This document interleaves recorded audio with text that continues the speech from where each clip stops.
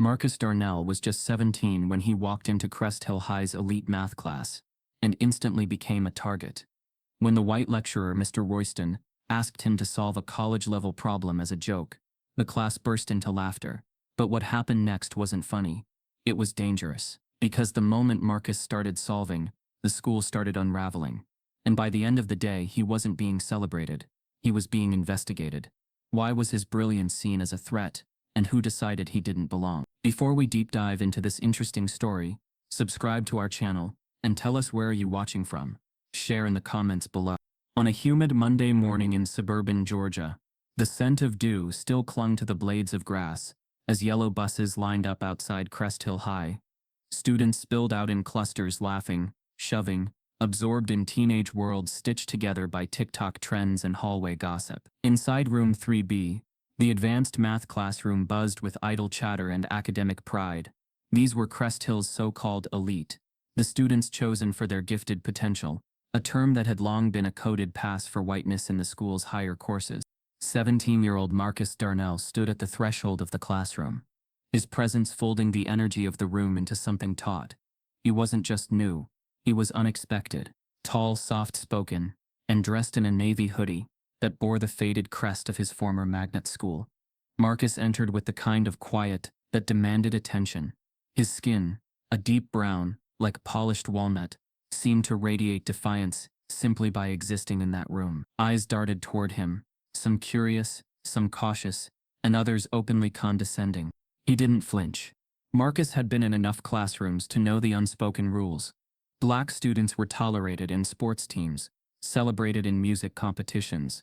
But here in the sanctum of calculus, integrals, and nonlinear equations, they were ghosts before they even entered. Mr. Calvin Royston leaned against his podium with a smugness that came from decades of being unchecked. A man in his late 50s, with a salt and pepper beard and tortoiseshell glasses, Royston was a respected figure in the district. He was also a master of microaggressions, so refined they passed for banter. He looked up from his attendance list and paused when he saw Marcus. "New face," Royston remarked, his voice slicing through the classroom hum. "You are Marcus Darnell, sir," Marcus said evenly. "Right. We don't usually get transfers this late in the game, especially not for advanced theoretical math." His smile didn't reach his eyes.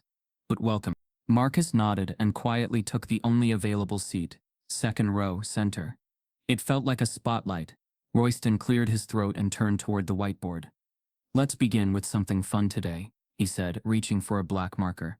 With a few fluid strokes, he scrawled an equation so layered and complex that even the top students exchanged unsure glances. It was a multivariable limit problem, college level at best.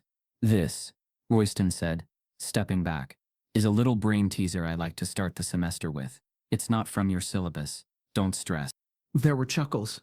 A few students pulled out their phones under the table, already preparing to text their friends about the impossible problem. Royston's eyes glinted. "Anyone want to take a stab at it?" Predictably, the room went silent. Then a voice, steady, deliberate, broke through. "I'll try."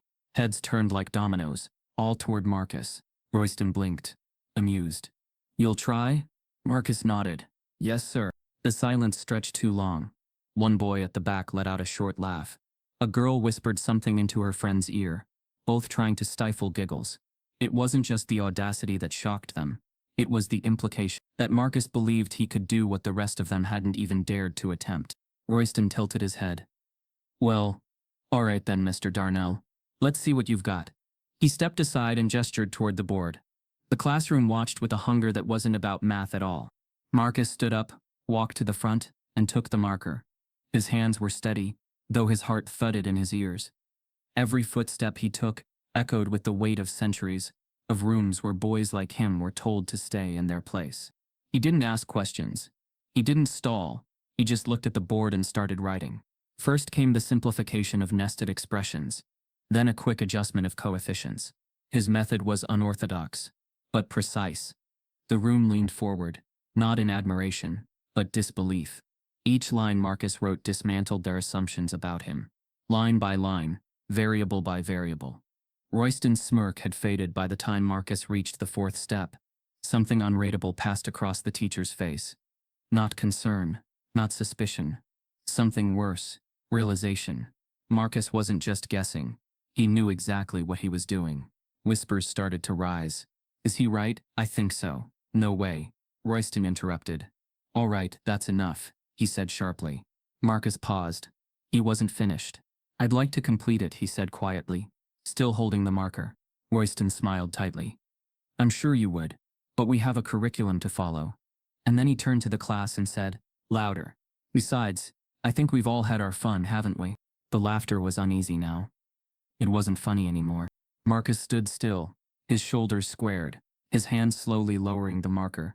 He walked back to his seat, face unreadable, but something in him had shifted. Royston turned back to the board, and with theatrical flair, erased Marcus's work. The class watched in stunned silence. That, Royston said, was a demonstration of confidence. Confidence is admirable, but in math precision matters more. He picked up the marker again. Let's begin today's actual lesson. But no one was listening. Because what they had just witnessed wasn't a lesson. It was a warning. A warning that brilliance, in the wrong body, was unwelcome. As Royston scrawled new notes on the board, he suddenly stopped, turned back to Marcus, and said, Mr. Darnell, since you're so eager to impress, why don't you stay after class? I'd love to see just how deep your mathematical instincts really go. The words hung in the air, like a trap disguised as praise. Marcus looked up, and for the first time that day, he hesitated. The final bell for first period hadn't rung yet, but in room 3B the real tension had already begun to rise. Marcus stood at the whiteboard, marker in hand, staring at a problem so complex, it looked like math had bent in on itself. The room behind him sat on edge, some leaning in with genuine curiosity, others with arms crossed, barely hiding smirks, their phones angled slyly to capture what they thought would be his downfall. Royston remained perched at the corner of his desk, hands clasped in mock patience. His smirk was intact, but his eyes had narrowed. He hadn't expected Marcus to actually attempt the problem, much less seem confident doing it. Marcus exhaled softly through his nose. Then he began. His movements were fluid, not rushed, but decisive. Each step carefully annotated built upon the last. He started by simplifying the nested expressions using limits, then separated the variables into manageable segments. What stunned the class wasn't just that he seemed to know what he was doing, it was how natural it looked, as if he had done this 100 times before. The room, initially filled with the low buzz of doubt, began to go quiet. Whispers died. A student's phone slipped from his hand and clattered to the ground. But no one turned to look. Eyes were locked on Marcus, and more surprisingly, on Royston, who was now beginning to shift uncomfortably. Royston cleared his throat. Mr. Darnell, he interrupted, voice laced with sarcasm. You're aware this isn't part of the AP syllabus, correct? Marcus didn't turn around. Yes, sir. But it's solvable. That answer, quiet and assured, felt like a slap. Royston straightened. Then by all means, continue. I just wouldn't want you to hurt yourself reaching beyond your grasp. There were a few forced chuckles. Marcus didn't react. He was focused now, too deep into the structure of the problem to allow pettiness to shake him. He used substitution for the final transformation of the function, then moved to derivative operations with clarity that left even the smartest students blinking. A girl in the second row whispered, Wait, that's actually right. Another murmured, Is he, like a genius or something? Royston stood up, slowly walking toward the board. His face remained composed, but something new crept in, something colder. His smirk had turned rigid. He was calculating. As Marcus completed the final step, he underlined the simplified limit and boxed the answer. Silence. Not even the hum of the air conditioner could be heard. Marcus finally turned to face the room. What he saw wasn't awe, it was confusion, not because they didn't understand the math, but because they didn't understand how he had done it. A black boy, in a hoodie, quiet, new, and uninvited into their academic echo chamber. Before anyone could speak, Royston clapped once, sharply. Well, he said, his voice tinged with condescension. That was quite the performance. Marcus blinked. It's correct, isn't it? Royston smiled with no warmth. Yes. Which raises the question. He turned toward the class. How did you do it? A few students chuckled, awkwardly. One boy said, he probably just memorized it from somewhere. Royston held up a hand. I mean, really, this problem isn't in your textbook. It isn't on YouTube. It's taken from a graduate-level examination. So forgive me, Mr. Darnell, if I find it difficult to believe that you just solved it off the cuff. Marcus stepped away from the board. Are you saying I cheated? I'm saying, Royston said, walking closer now, that it's suspicious. A weight dropped in the room. The thrill of the spectacle faded, replaced with something uglier. Marcus's heart thudded in his chest. I've studied problems like that before. Where? Royston pressed. Marcus hesitated, not because he lacked the answer, but because he already understood the trap he was in. At the Georgia Young Scholars program last summer, we covered advanced calculus. Royston nodded slowly. Convenient. And how do we know that's true? I have certificates and recommendation letters from Dr. Singh at Georgia Tech. Royston interrupted, chuckling bitterly. Ah, yes. Name-dropping. The refuge of the cornered. The tension was unbearable now. Even the students who had been enjoying the scene looked uncomfortable. Some shifted in their seats. Others put their phones away, unsure if they were capturing brilliance or bullying. I'm not cornered, Marcus said, voice flat. You just didn't expect me to get it right. Royston's eyes narrowed. Careful, Mr. Darnell. That sounds like an accusation. Does it? Marcus met his gaze. Because it's not just me who noticed. Royston turned to the board, pointing at the solution Marcus had written. There's a fine line between genius and plagiarism, and I intend to find out which side you're standing on. Marcus opened his mouth to protest, but Royston held up a hand. That's enough for today. Everyone turn to page 112. Let's return to what we do understand. Marcus remained standing for a moment. His knuckles were white around the marker. Then, quietly, he sat down. The weight of humiliation didn't come from being wrong, but from being right, and still not being believed. As the lesson dragged on, Marcus heard none of it. He was no longer part of the room. He had become the room's tension. The kid who had something to prove. The one who must have cheated. The one whose intelligence was automatically suspicious. And Royston wasn't done. At the end of the period, as students began packing their bags, Royston's voice cut through again. Mr. Darnell, stay behind for a moment. The class exchanged glances. Marcus didn't move. Royston added, don't worry, it won't take long. Marcus remained still as the room emptied. Royston stood by the door, arms crossed. Once they were alone, he said, I want you to know something. What happened today, it won't repeat. Marcus met his eyes. Because you'll make sure it doesn't. Royston smiled faintly. Because next time, I'll be watching. Closely. Marcus took a step forward. You already were, and it still wasn't enough. That moment stretched. A power struggle in silence. A quiet war. Royston turned away, gathering his papers. That'll be all. You can go. Marcus walked out, the weight of the moment crashing over him. The hallway was colder than before. Colder. And lonelier. But Royston had underestimated something. Marcus wasn't afraid of pressure. He had just learned how deep the resistance went. As Marcus walked down the hallway, a group of students passed him, whispering. One of them smirked and muttered, Guess we know how you got into this class. Marcus turned only to see the phone screen in her hand. It was a video, a recording of him at the board. But the caption, New kid hacks his way through Royston's problem. LMAO, and it was already spreading. By the time third period ended, Marcus Darnell wasn't just a new face anymore. He was a name, a target, a rumor wrapped in brilliance and suspicion. The video, barely a minute long, had already exploded across Crest Hill High's digital circles. Filmed from two different angles, it showed Marcus standing at the whiteboard, marker flying, equations falling into place like magic. But the caption had poisoned the narrative. New kid fakes math flex, caught cheating. No one knew who uploaded it first. But by lunch, it was everywhere. Shared in group chats, whispered over cafeteria tables, projected onto phone screens, like some form of spectacle. Marcus walked the hallway like someone trying not to drown. He kept his eyes straight, backpack clutched tighter to his shoulder. But he could feel the shift, how faces turned too quickly when he passed, how voices dropped to hushed tones and widened into stifled laughter. He wasn't just the black kid who tried the hard problem. He was now the joke that everyone was in on. At his locker, the truth landed like a punch. The door hung slightly ajar. Inside, his notebooks were torn in half, a half-eaten granola bar smeared across the pages. Someone had written in thick Sharpie across the inner door, Know your place. Marcus didn't react at first. He just stood there, his mind oddly quiet. Then he calmly shut the locker and leaned his forehead against the cold metal. His breath slowed. He refused to let the tears come. Not here, not where they wanted them. Marcus, a voice whispered urgently behind him. He turned to see Jalen Moss, one of the only other black students in the school, walking briskly down the hallway. Jalen looked around. Man, you need to be careful. I didn't do anything wrong. Jalen stepped closer. That doesn't matter. You showed them up. You embarrassed Royston in front of the whole class.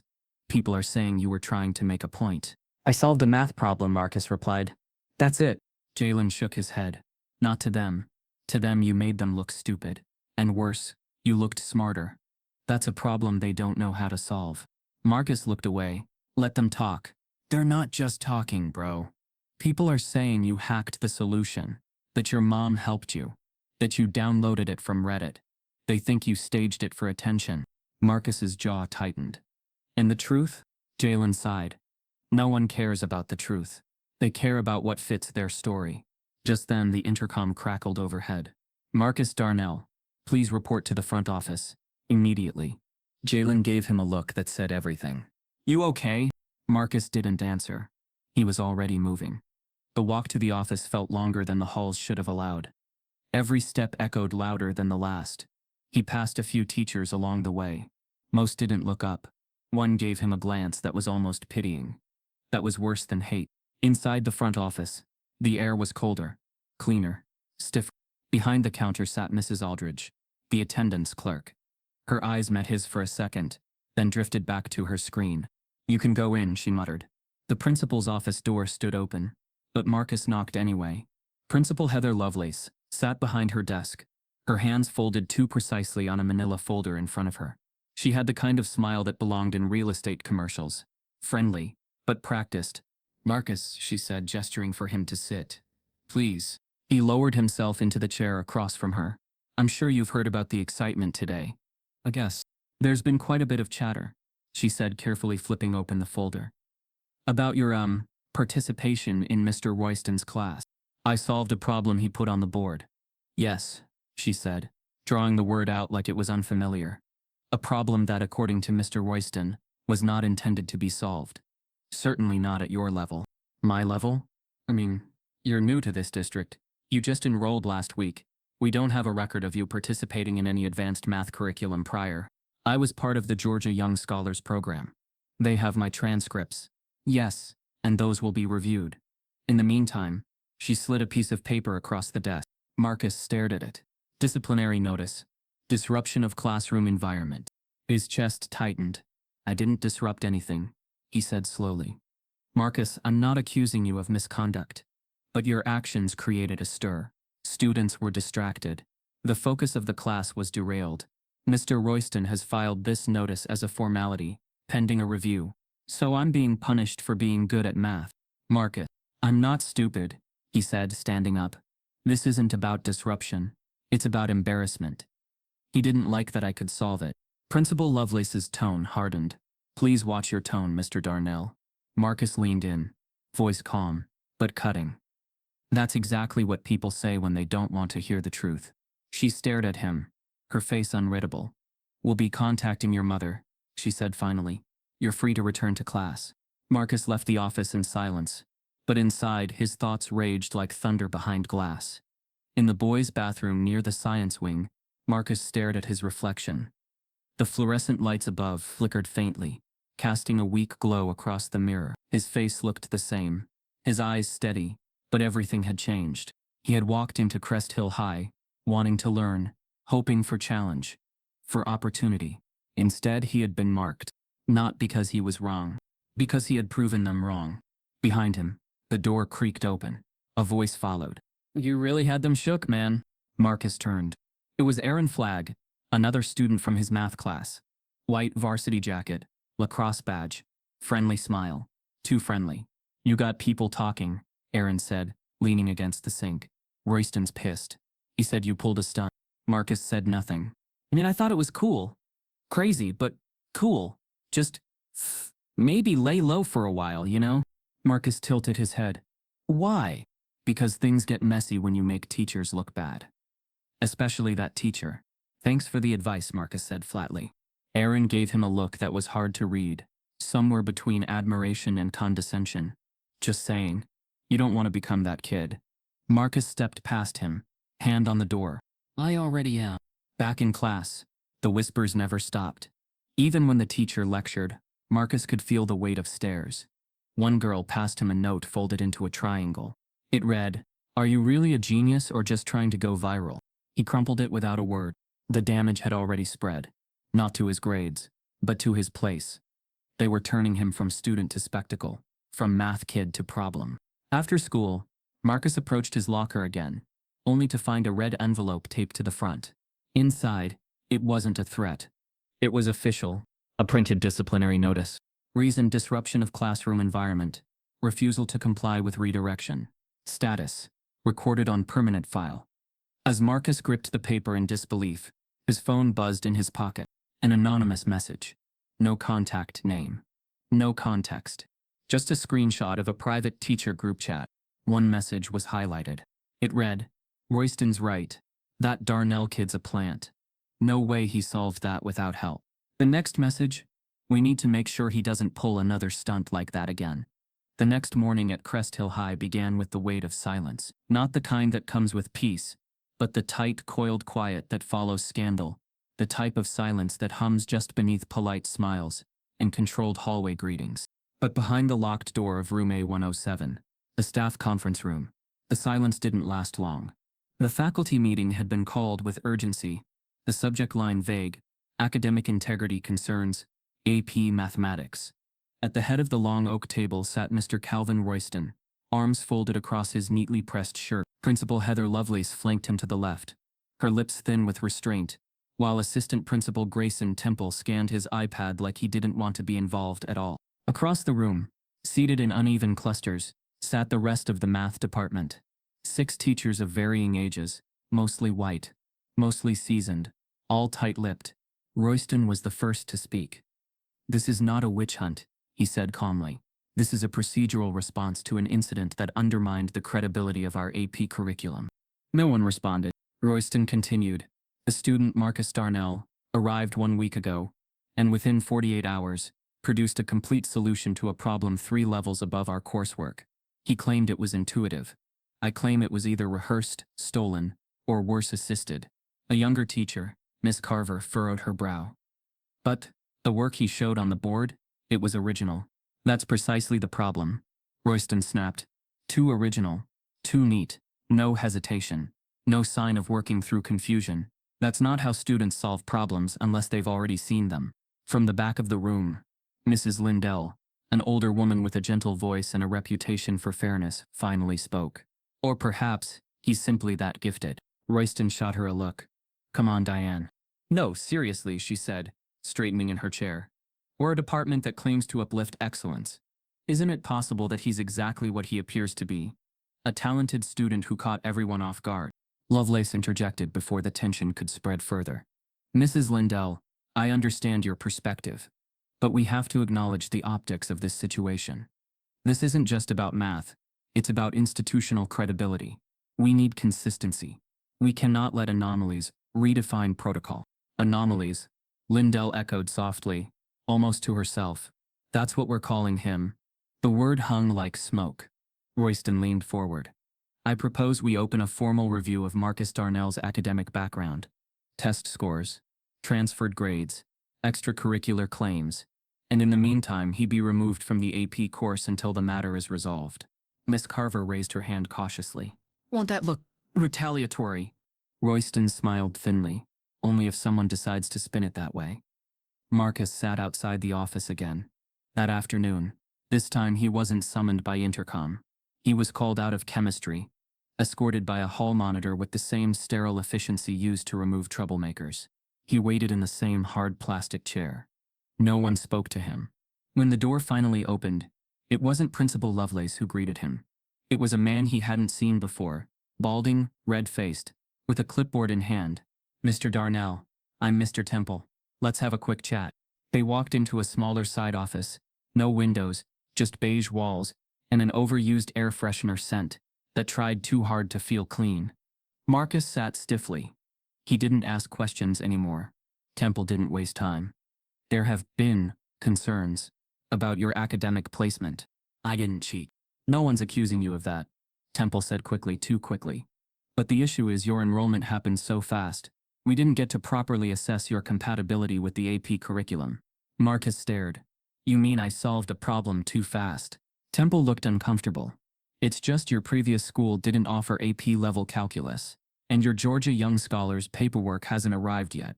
Until it does, we have to make decisions based on what's currently available. So you're kicking me out of the class. Temple hesitated. You're being temporarily reassigned to a standard-level math course. Pending review. Marcus felt his breath catch, but he didn't let his face show it. So I solved one problem. The teacher doesn't like it, and now I'm being removed. This isn't personal, Marcus. That's exactly what it is. Temple adjusted his glasses. You'll continue receiving credit, just under a different section. Once the review clears you, if everything checks out, you'll be readmitted. And until then, you'll be placed in Mr. Birch's Algebra 2 section. Marcus blinked.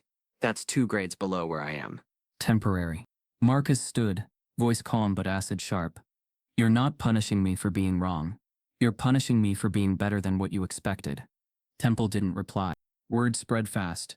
By the time Marcus returned to his locker, the whispers were back, sharper now. Not just surprise, but judgment. Students glanced at him as if they knew a secret he hadn't heard yet. He passed a cluster of seniors. One of them muttered under his breath. Guess the fraud finally got caught. Another chimed in, Royston always knows. Marcus didn't stop walking, but he felt every word. He arrived at the Algebra 2 classroom and stood at the doorway. The teacher inside, Mr. Birch, was mid-lecture. He looked up confused when he saw Marcus. Yes? I was told I'm in your class now. Birch blinked. You were? Marcus? He looked down at his roster. You're not on my list. They said I'd be placed here. There was a long pause. Then Birch nodded toward an empty seat. All right. Grab a book. Page. Marcus sat down. The textbook in front of him had a torn spine and old pen marks across the cover. The problems inside looked like review material from 2 years ago. Around him, students whispered. Someone laughed softly behind him. He didn't say a word. He just opened the book, turned to the page, and stared through the text like it wasn't there. That evening, Valerie Darnell stood at the front door, holding a sealed envelope. Inside was the formal notice. Subject: reassignment of academic placement. Reason: pending verification of academic credentials. Action: effective immediately. Valerie's face remained unreadable, but her silence said more than any words could. Marcus stood in the hallway watching her. Finally, she looked up. What happened, Marcus? I solved a math problem. That's not what they think. I know. She exhaled slowly. We need to talk to someone. A lawyer. The board. I don't want to just fight, Marcus said. I want them to admit it. Admit what? That I scare them. Not because I'm loud. Not because I'm violent. But because I'm better than what they expect from someone like me. She stared at him, pain flickering behind her strength. I believe you, she said. But belief doesn't change systems. Pressure does. Marcus nodded, and he would apply pressure, not with fists, with brilliance. The next morning, a new post appeared on the school's unofficial Reddit thread. A screenshot of a staff group chat. The caption read, "They're trying to bury this kid, and it's bigger than math." The user? Anonymous. But the attached email? From Mrs. Lindell's account. The Darnell home that morning was unnervingly quiet. A stillness had settled over the kitchen where Valerie stood, coffee cooling in her untouched mug. Her fingers trembled slightly, not with fear but with fury. The kind of fury only a mother carries. The kind built on years of watching systems treat her son like a suspect instead of a student. The envelope lay open on the table. The disciplinary notice, the course reassignment, the vague accusations bundled in bureaucracy. The same Marcus who had been invited to a national math summit. The same Marcus who had scored in the 98th percentile on standardized testing since 8th grade. Now demoted, doubted, and discarded. Valerie's eyes burned, not with tears but with purpose. She grabbed her purse, keys, and a thick folder already packed with evidence, awards, test scores, letters from mentors. If the school wanted proof, they would choke on it. Principal Lovelace's secretary was still mid-sentence when Valerie brushed past her and pushed open the office door. Heather. Lovelace looked up, startled, then adjusted her expression to the practiced calm that came with administrative survival. Mrs. Darnell, she said smoothly, rising halfway from her chair. I wasn't expecting. Valerie held up the envelope and dropped it on the desk. You weren't expecting to be confronted. But here we are. Lovelace gestured for her to sit, but Valerie remained standing. You demoted my son without warning. You assigned him to a remedial math class based on suspicion, not evidence. There were procedural concerns. Spare me the PR language. My son solved a math problem, and instead of applause he got punishment. If he were white, we wouldn't be having this conversation. Lovelace's mouth tightened. That's an unfair accusation. No, Valerie snapped. What's unfair is that you let Royston use humiliation as pedagogy. What's unfair is that Marcus got punished for being brilliant in a room that wasn't ready for his brilliance. Mrs. Darnell. Valerie opened the folder and spread out the papers like court evidence. Here's his acceptance letter from Georgia Young Scholars. Here's a letter of recommendation from Dr. Singh at Georgia Tech. Here are his national competition scores. Here are district certificates for excellence in mathematics. Going back 3 years. What more do you want? Lovelace looked over the documents, visibly uncomfortable. We're not questioning his aptitude. We're ensuring academic integrity. That's administrator speak for we don't believe black boys solve high-level math problems unless they cheat. Lovelace flinched. You didn't even ask him how he knew the material. Valerie continued. You just assumed something had to be wrong. There was confusion, and the video circulating is being weaponized against him. That video could have been an example of excellence. You let it become a mockery. Lovelace sighed and finally sat back down. We can't reverse the reassignment without a full departmental review. You should never have reassigned him to begin with. There are protocols, Mrs. Darnell. No, there are patterns, Valerie said. You want to talk about review? Then review everything. Because if this school doesn't, I will, publicly. Lovelace raised a brow. Are you threatening legal action? I'm promising accountability. There was a long pause. Lovelace didn't blink. Then we will conduct a full academic audit of Marcus's records. Valerie narrowed her eyes. Fine. But if you try to twist this into a smear campaign, I'll be waiting, with lawyers and press. News of the audit spread by the end of the day. But instead of vindication, Marcus found himself under a different kind of microscope. Teachers treated him with a newfound caution, as if his presence now came with legal risk. Classmates whispered louder, some avoiding him entirely, others daring to suggest that his mom had pulled a race card to save him. In history class, Marcus sat frozen as the teacher discussed perceptions of meritocracy in America. The irony wasn't lost on him. One girl, a brunette named Harper, leaned over and whispered, Your mom's kind of going nuclear, huh? Marcus turned slowly. Wouldn't you? She shrugged. I mean, if I thought the world was out to get me. Marcus stared at her. Must be nice. To only think that. She flushed, looking away. Meanwhile, behind more closed doors, the audit had begun. Files were pulled, test scores reviewed, emails cross-referenced. Faculty were instructed to remain impartial, a word that lost all meaning in rooms where Royston's voice held weight. Mrs. Lindell remained the only voice of dissent. This isn't an audit, she told Royston flatly in the hallway. It's a witch hunt, dressed in spreadsheets. Royston chuckled. Diane, we're protecting our standards. You're protecting your pride. He leaned in. No one likes being proven wrong in front of a classroom. Then maybe next time, don't challenge a student unless you're ready to be humbled. Royston's smile vanished. You're getting emotional, he muttered. No, she said, walking away. You're getting exposed. At home, Marcus watched the storm build in real time. His social media lit up with anonymous DMs, some supportive, some venomous. One message read, You're the reason they say we need safe spaces, in STEM. Another, enjoy the attention, it won't last. He shut off his phone. Valerie noticed his silence as she prepped dinner. They're going to make this ugly, Marcus finally said. They already have. You think they'll try to paint me as some fraud? I think, she said, placing a hand over his. They're not used to being challenged by someone like you, and they'll do anything to make sure it never happens again. He looked down. What if they win? She squeezed his hand gently. Then we keep fighting. And we make sure they remember what it looked like when a black boy stood in their white-walled castle and cracked the foundation. That night, Valerie received an email from the school board. The subject line, Notice of Extended Audit Scope, Investigation of Past Academic Records and External Assistance. In the body of the message, one line stood out like a threat. We will be contacting former institutions and educators to validate the authenticity of Marcus Darnell's academic profile.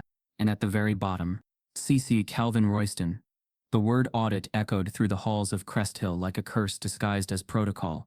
It was never shouted, never written on whiteboards, or scrawled in hallway posters, but it was whispered, passed between teachers at copy machines, murmured in break rooms, and embedded in the silence that greeted Marcus wherever he walked. The audit had begun. Officially, it was described as a routine review of transfer student academic alignment. Unofficially, it was a thinly veiled campaign to dismantle the credibility Marcus had built, not just in the eyes of the school, but in his own. His past schoolwork was the first to be picked apart. Assignments from 8th grade, scanned and uploaded by his former school, were dissected line by line. One paper had a comment from a teacher praising his creative approach to mathematical modeling. Now that same paper was flagged as potentially over-assisted. Even his handwriting was scrutinized, compared against new assignments for consistency concerns. Marcus sat through it all with quiet rage. He was no longer being educated. He was being investigated. Worse, the people who once championed him were disappearing. Teachers who had complimented his performance the week before now avoided eye contact in the hall. Miss Carver, who once called his problem-solving visionary, now walked past him with her eyes glued to her phone. Their silence hurt more than the suspicion. Silence was agreement. Silence was betrayal in the language of the educated. He noticed the shift in the guidance office too. During what was supposed to be a routine check-in, his counselor, Mr. Halberg, began subtly suggesting a different path. Not everyone thrives in traditional academia, Halberg said, steepling his fingers as if this were a chess game, and not a life. Some of our students really find their place in vocational programs. Have you ever considered something hands-on like electrical work? There's real skill in that. Zabazai? Marcus stared. You mean because I like math, I should be an electrician? Halberg chuckled. No, just thinking long-term. Practical success. Careers you can start right out of school. Marcus stood. I didn't get here to rewire homes. I got here to build futures. Mine and maybe others. He left the office before Halberg could reply. But the damage had already been seeded. At lunch, Marcus sat alone. His friends had begun scattering, some from pressure, others from fear. The school was a machine, and no one wanted to be crushed in its gears. Being seen beside Marcus Darnell now was a risk. Association came with consequence. The audit wasn't just eating away at his file. It was erasing his reputation in real time. A week into the audit, an unexpected request came from the review board. All academic competition entries from previous institutions. Valerie received the email late at night. Her chest tightening, she opened the filing cabinet in Marcus's room and pulled out the binder from his middle school math fair. A national win, his first real taste of academic recognition. They had traveled to Dallas for the finals. Marcus had built a model that used dynamic probability grids to predict storm movements faster than standard meteorological software. He was 12. Now that project was being questioned. The school sent a formal letter. We have identified similarities between Mr. Darnell's 8th grade project and a publicly available university research abstract. We are investigating for potential plagiarism. Valerie's hands trembled as she reread the line. Marcus read it over her shoulder and said nothing at first. Then, I cited that abstract. In the first slide. I know you did, Valerie replied, her voice hollow. We submitted your bibliography. You showed them your sources. They're not looking for truth, he said quietly. They're looking for cracks. At school the next day, Marcus was pulled from his English class mid-period. A staff member escorted him. No explanation, no warning, into the admin wing, and seated him in a narrow office with off-white walls and flickering overhead lights. A laminated badge on the table read, Dr. Miriam Colden, Academic Oversight Board. Dr. Colden smiled in a way that didn't reach her eyes. We just want to clarify a few things, Marcus. About your middle school work. It was mine. She nodded. I'm sure you believe that. Marcus didn't blink. No, I know that. Colden opened a manila folder. Inside were screenshots from his project, placed side by side with snippets from an unrelated paper written by a grad student from MIT. The language is very close in some places, she said softly. I used that research as a source, cited it twice, and I was 12, not 22.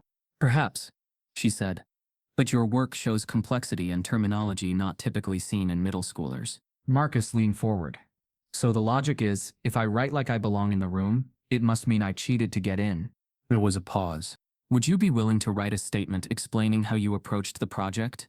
What kind of help you received? Who might have guided you? No, Marcus said. Dr. Colden blinked. No? I already did that. It was submitted with the project years ago. You just want me to say something new, something weaker, something you can use. I'm only trying to help. You're trying to rewrite my story. By the time Marcus left the office, he wasn't angry. He was devastated. Not because he was being accused, but because somewhere in a carpeted office, or a faculty email chain, adults had decided that his excellence was unnatural, that he must be someone else's puppet, that he couldn't possibly be the author of his own success. That belief, that ceiling, wasn't written in school policy, but it was carved into the culture, and now it threatened to rewrite his legacy. That evening, he sat in his room with the lights off, scrolling through archived news articles from the competition he had won. Photos of him holding the trophy, a quote from a judge who said, "This young man thinks like a doctoral candidate." The same project was now considered too advanced to be authentic. His phone buzzed. A message from an unknown number. "They're digging. They want to bury it all. Be ready." No name. No context. Just fear, delivered in plain text. The next morning a letter arrived from Marcus's former middle school. It was addressed, not to Valerie, but directly to the school district's legal department.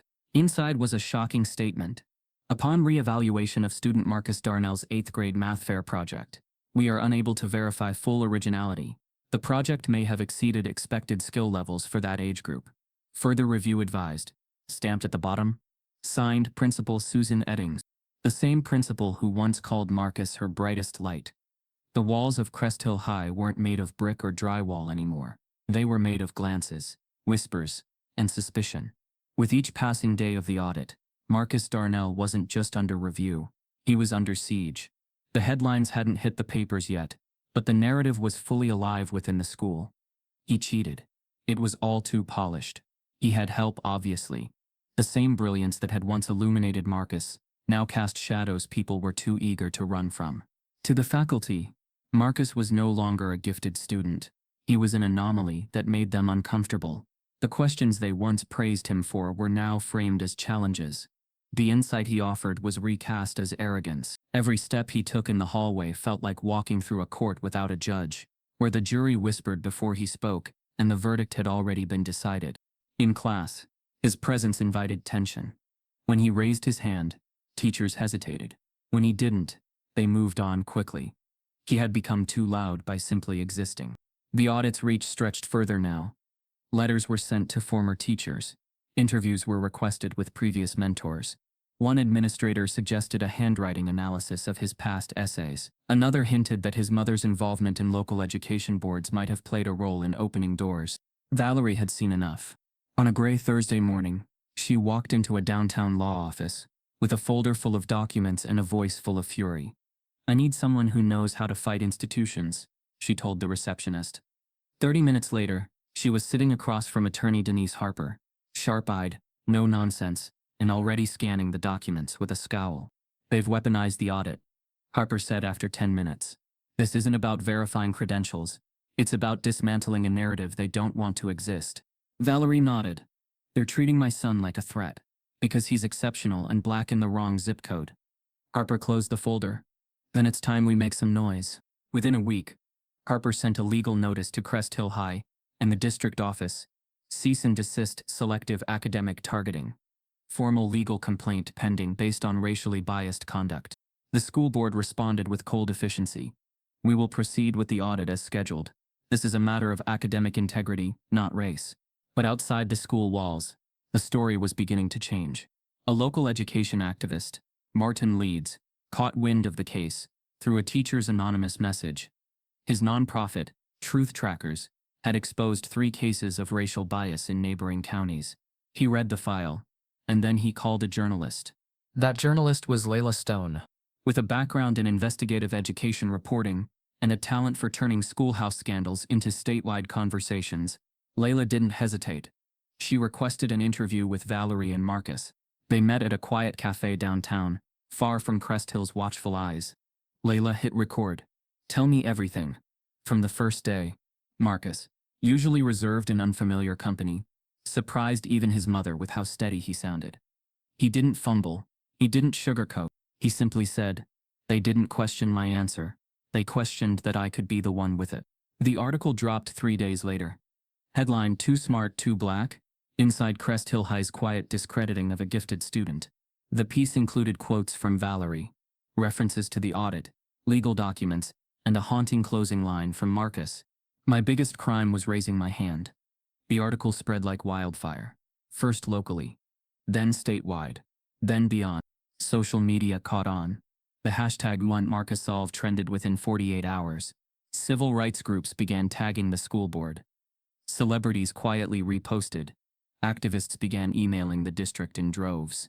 In Crest Hill, the response was a mix of chaos and denial. Principal Lovelace issued a public statement. "We respect all students and uphold the highest standards of fairness and integrity.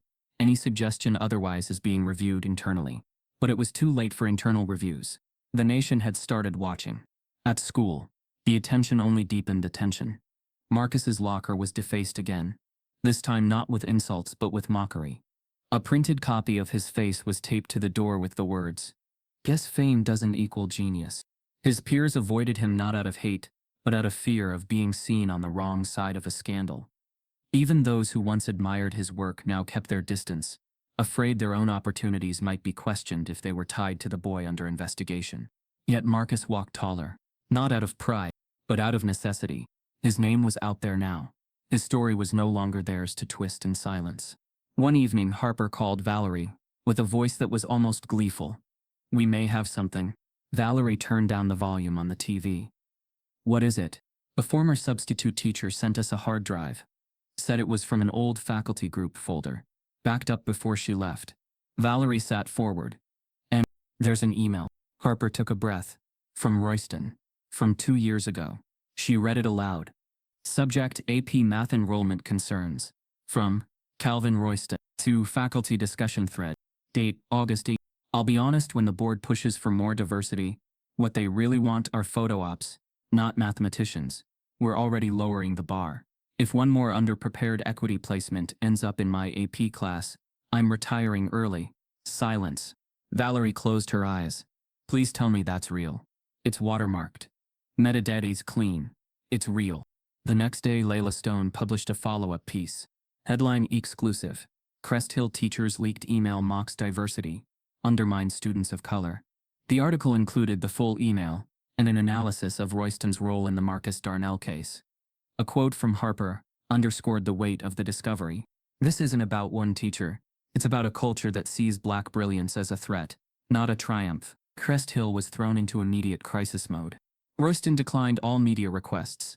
His statement, issued through a school lawyer, read, "The email in question was taken out of context and does not reflect my beliefs or actions.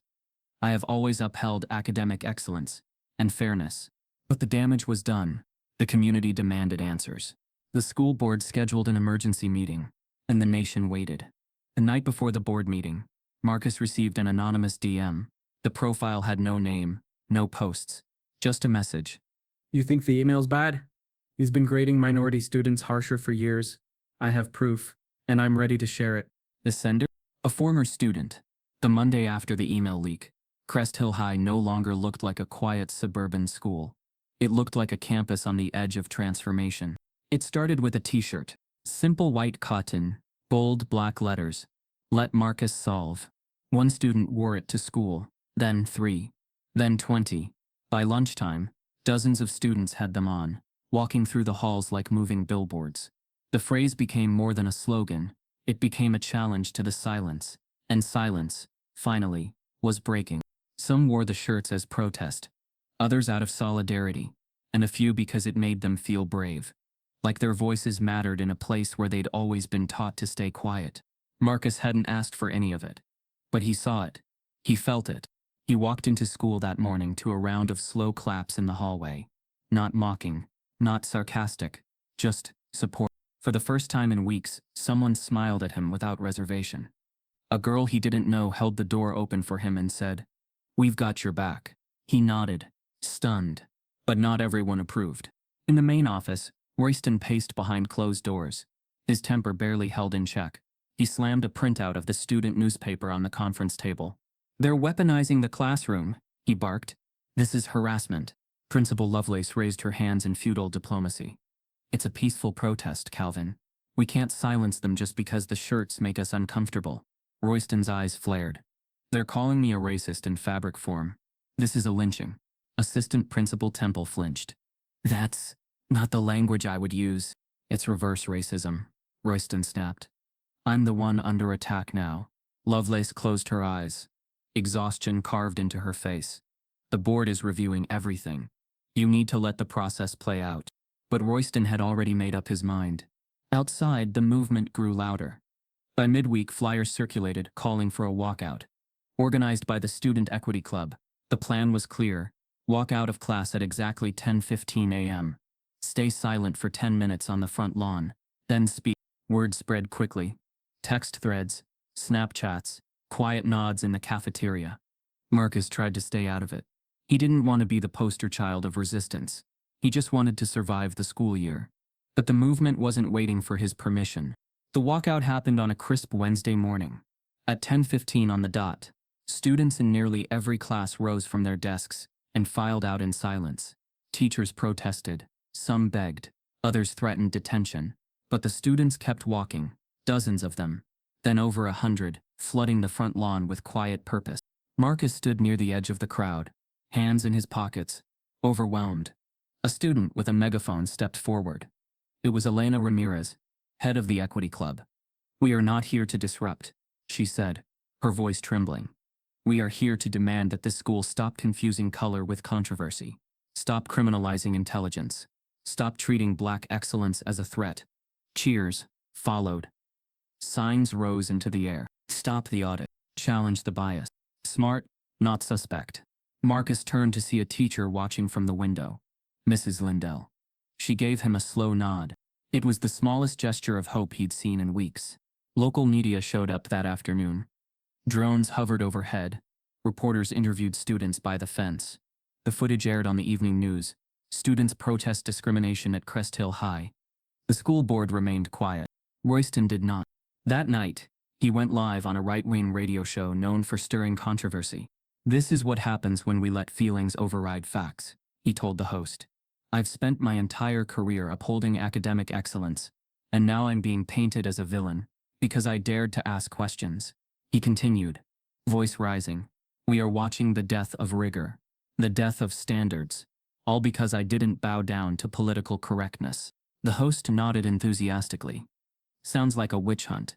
Royston leaned closer to the mic. "And I'm not going down quietly." The next morning, the school was split clean in half. Some parents demanded Royston's resignation. Others organized counter-protests. One parent handed out shirts reading "Defend Our Teachers." A Facebook group titled "Royston is Right" attracted nearly 300 local members in one day. The tension escalated. Fights didn't break out, but words did. Sharp ones. Public ones. Even staff meetings turned combative. Mrs. Lindell tried to speak in defense of Marcus, but was cut off by a colleague. "Let the process run its course," they said. "We don't need to add fuel." She snapped. "The process is the fire." Back at home, Valerie watched it all unfold like a surreal movie. News vans sat parked outside the school. Anonymous messages flooded her inbox. Some offered support. Others threatened. Marcus came home that evening and collapsed into a chair. "I didn't ask for this," he whispered. "I know," she said, sitting beside him. "But the truth doesn't ask for permission. It just shows up." He looked down. "What if it's not enough?" She touched his shoulder. "Then we give them more." That night, an encrypted email landed in Layla Stone's inbox. No subject line, no signature, just a single video file. The footage was grainy, clearly filmed from under a desk. The voice was unmistakable. Royston. He stood at the front of a classroom, gesturing toward a math problem. "This is advanced calculus," he said. "Don't worry, no one here's gonna get it, unless one of our diversity picks has a secret genius mode." There were chuckles in the room. He continued, "Guess we better double-check the calculators before they walk off too." Layla watched the video 3 times. Then she picked up her phone and dialed Valerie. "I need your permission," she said, "because after this airs, it's going to explode." The next morning, As students arrived at school, the video played on every major news channel. But what no one expected was who leaked it. A masked student posted a message online. I filmed this 2 months ago. I was afraid to speak. But after seeing what they did to Marcus, I couldn't stay silent anymore. Attached to the post, Royston's classroom roster. And on that list was a name no one saw coming. Aaron Flagg, one of Royston's favorite students. The leak had come from inside the trusted circle. 9. The school board's public spectacle. 1. The sun hadn't risen yet, but Crest Hill's parking lot was already filling with cars. Reporters set up tripods near the front steps. Community members arrived holding handmade signs. Some read, "Let Marcus solve." Others declared, "Fire Royston now." And a few simply said, "Believe Black brilliance." It wasn't just a school board hearing anymore. It was a public reckoning. Inside the building, folding chairs had been arranged in neat rows, facing the long, elevated table where the board would sit. Microphones, nameplates, and official stationery were perfectly arranged, trying to impose order on what promised to be anything but. The board's president, Eleanor Phelps, a gray-haired woman with a clipped tone and clipped patience, checked her watch for the 5th time. She wasn't used to this much public attention, certainly not over a math class. At the far end of the room, Marcus sat beside his mother and their attorney, Denise Harper. Valerie wore a navy blazer and a quiet storm in her eyes. Marcus, in a charcoal button-down and pressed slacks, looked calm, almost too calm. The kind of calm that only comes when a child has learned not to expect fairness, only to prepare for judgment. Across the aisle, Calvin Royston sat flanked by his lawyer, Gregory Vaughn. Royston looked visibly thinner than weeks before, his eyes darting nervously as more cameras entered the room. But Vaughn appeared unfazed, tapping notes into his tablet like this was just another contract negotiation. The hearing was called to order at 9:02. President Phelps began. "This is a formal review session regarding alleged misconduct in the academic evaluation and treatment of student Marcus Darnell. The board has reviewed preliminary materials. Today's hearing is to gather oral testimony from involved parties and determine the appropriate administrative response." She paused. "Let it be noted that this session is open to the public but is subject to decorum. Any disruption will result in removal." The first witness called Marcus Darnell. He stood, walked to the microphone, and adjusted it slightly. The room hushed. "Please state your name and grade." "Marcus Elijah Darnell, 12th grade. You may proceed with your testimony." Marcus didn't look at the board when he spoke. He looked straight ahead into the cameras, into the faces of those who'd whispered behind his back, into the soul of a system that had tried to crush him quietly. "I transferred to Crest Hill because I wanted to be challenged. I joined AP Math because I believed I had earned that seat. On my first day, I was given a problem, one not meant to be solved. I solved it. Instead of being encouraged, I was accused. Instead of being believed, I was audited. Not because of evidence, but because I didn't fit the image of who's supposed to succeed in a room like that." He paused, letting the words sink in. "My project from 8th grade flagged. My test scores scrutinized. My mother treated like a threat. And why? Because I showed up with the wrong skin color and the right answers." Murmurs spread through the room. Some people dabbed their eyes. Marcus continued, his voice even but firm. "I'm not asking for special treatment. I'm asking to not be treated as suspicious for being excellent. That's it." He stepped back. Applause broke out from the audience. President Phelps gavelled it down, but the sound lingered. Next, Royston was called. He walked stiffly to the stand, gripping his statement with white knuckles. "I've been a teacher for over 25 years, he began. "I've taught students from all backgrounds. I've pushed them to think critically. I've demanded excellence." He took a breath. "What happened in my classroom was not about race. It was about procedure. A student presented a solution to an advanced problem without showing prior mastery. That raised legitimate concerns. The audit wasn't punishment, it was due diligence." He glanced at the audience, then back at the board. "I never intended to humiliate anyone. I acted in defense of academic integrity." Harper rose to her feet. "Objection. The email he sent referring to diversity students as photo ops speaks directly to intent." Vaughn responded instantly. "That email was 2 years old and taken out of context. Mr. Royston was venting about administrative pressure, not any individual student." "Words matter," Harper said. Phelps held up her hand. "Enough. Continue, Mr. Royston." Royston added quickly, I regret any perception of bias, but I do not believe my actions were inappropriate. When he sat down, the room felt colder. Then Vaughn stood and motioned for permission to question Marcus directly. President Phelps hesitated, then nodded. Vaughn approached with controlled confidence. Marcus, you said you solved the problem on your first day. Do you consider that typical behavior for a transfer student? Marcus looked him in the eye. I consider curiosity and confidence typical for me. Were you aware the problem was from a graduate-level exam? No. I just saw it as a challenge. Do you think your reaction to the aftermath has been proportionate? My reaction wasn't the issue. Their reaction was. Vaughn smiled thinly. Some of your classmates reported that you were dismissive, that you acted like you were smarter than them. I didn't act. I solved. A few people in the crowd clapped. Vaughn turned. No further questions. Harper approached the podium, her heels clicking with purpose. Marcus, have you ever been caught cheating on an assignment? Never. Have you ever been disciplined for dishonesty? No. Do you believe Mr. Royston treated you differently because of your race? A pause. Yes. Harper turned to the board. I rest my case. The remainder of the hearing included testimonies from students' parents and even Mrs. Lindell, who called Royston's behavior a long-standing pattern of veiled hostility masked as academic rigor. Then it was time for closing remarks. Royston's lawyer spoke first. This entire spectacle has become about optics, about wokeness, about creating a villain where there is none. Mr. Royston is a dedicated educator. Marcus is a passionate student. But passion is not proof of persecution. Let's not turn a disagreement into a takedown. Then Harper spoke. This isn't about optics. This is about history, about the countless times black students have been underestimated, discredited, and labeled threats for being exceptional. Marcus Darnell didn't disrupt a classroom. He disrupted a narrative, and for that they tried to bury him. The board recessed for deliberation. 20 minutes passed, then 40. An hour.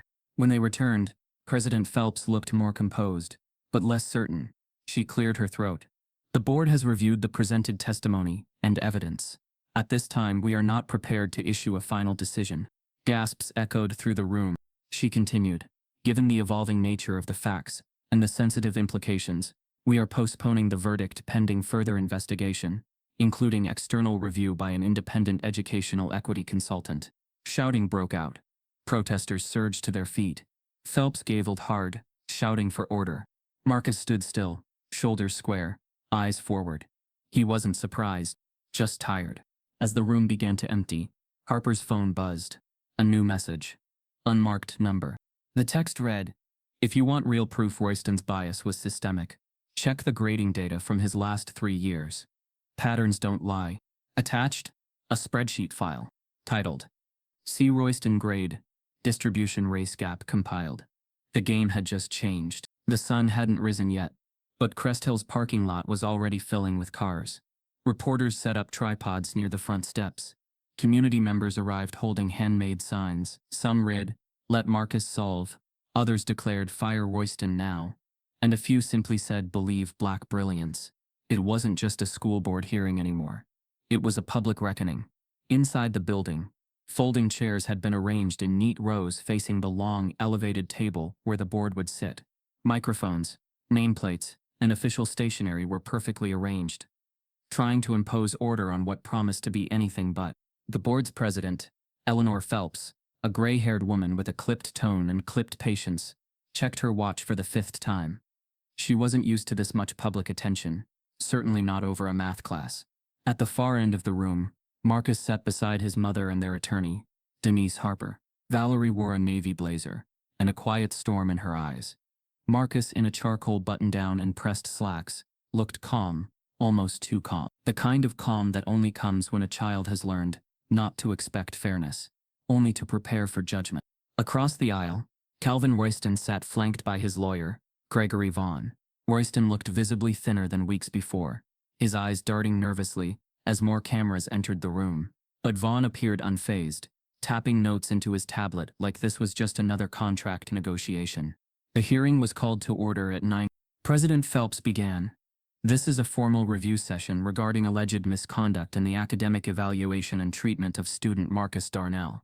The board has reviewed preliminary materials. Today's hearing is to gather oral testimony from involved parties and determine the appropriate administrative response. She paused. Let it be noted that this session is open to the public but is subject to decorum. Any disruption will result in removal. The first witness called Marcus Darnell. He walked to the microphone, and adjusted it slightly. The room hushed. Please state your name and grade. Marcus Elijah Darnell. 12th grade. You may proceed with your testimony. Marcus didn't look at the board when he spoke. He looked straight ahead into the cameras, into the faces of those who'd whispered behind his back, into the soul of a system that had tried to crush him quietly. I transferred to Crest Hill because I wanted to be challenged. I joined AP Math because I believed I had earned that seat. On my first day, I was given a problem. One not meant to be solved. I solved it. Instead of being encouraged, I was accused. Instead of being believed, I was audited. Not because of evidence, but because I didn't fit the image of who's supposed to succeed in a room like that. He paused, letting the words sink in. My project from 8th grade flagged. My test scores scrutinized. My mother treated like a threat. And why? Because I showed up with the wrong skin color and the right answers. Murmurs spread through the room. Some people dabbed their eyes. Marcus continued, his voice even but firm. I'm not asking for special treatment. I'm asking to not be treated as suspicious for being excellent. That's it. He stepped back. Applause broke out from the audience. President Phelps gavelled it down, but the sound lingered. Next, Royston was called. He walked stiffly to the stand, gripping his statement with white knuckles. I've been a teacher for over 25 years, he began. I've taught students from all backgrounds. I've pushed them to think critically. I've demanded excellence. He took a breath. What happened in my classroom was not about race. It was about procedure. A student presented a solution to an advanced problem without showing prior mastery. That raised legitimate concerns. The audit wasn't punishment, it was due diligence. He glanced at the audience, then back at the board. I never intended to humiliate anyone. I acted in defense of academic integrity. Harper rose to her feet. Objection. The email he sent referring to diversity students as photo ops speaks directly to intent. Vaughn responded instantly. That email was 2 years old and taken out of context. Mr. Royston was venting about administrative pressure, not any individual student. Words matter, Harper said. Phelps held up her hand. Enough. Continue, Mr. Royston. Royston added quickly, I regret any perception of bias, but I do not believe my actions were inappropriate. When he sat down, the room felt colder. Then Vaughn stood and motioned for permission to question Marcus directly. President Phelps hesitated, then nodded. Vaughn approached with controlled confidence. Marcus, you said you solved the problem on your first day. Do you consider that typical behavior for a transfer student? Marcus looked him in the eye. I consider curiosity and confidence typical for me. Were you aware the problem was from a graduate-level exam? No. I just saw it as a challenge. Do you think your reaction to the aftermath has been proportionate? My reaction wasn't the issue. Their reaction was. Vaughn smiled thinly. Some of your classmates reported that you were dismissive, that you acted like you were smarter than them. I didn't act. I solved. A few people in the crowd clapped. Vaughn turned. No further questions. Harper approached the podium, her heels clicking with purpose. Marcus, have you ever been caught cheating on an assignment? Never. Have you ever been disciplined for dishonesty? No. Do you believe Mr. Royston treated you differently because of your race? A pause. Yes. Harper turned to the board. I rest my case.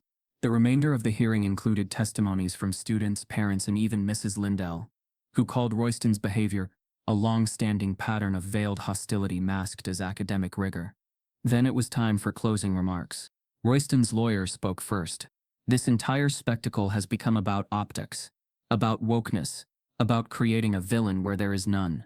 Mr. Royston is a dedicated educator. Marcus is a passionate student, but passion is not proof of persecution. Let's not turn a disagreement into a takedown. Then Harper spoke. This isn't about optics. This is about history. About the countless times black students have been underestimated, discredited, and labeled threats for being exceptional.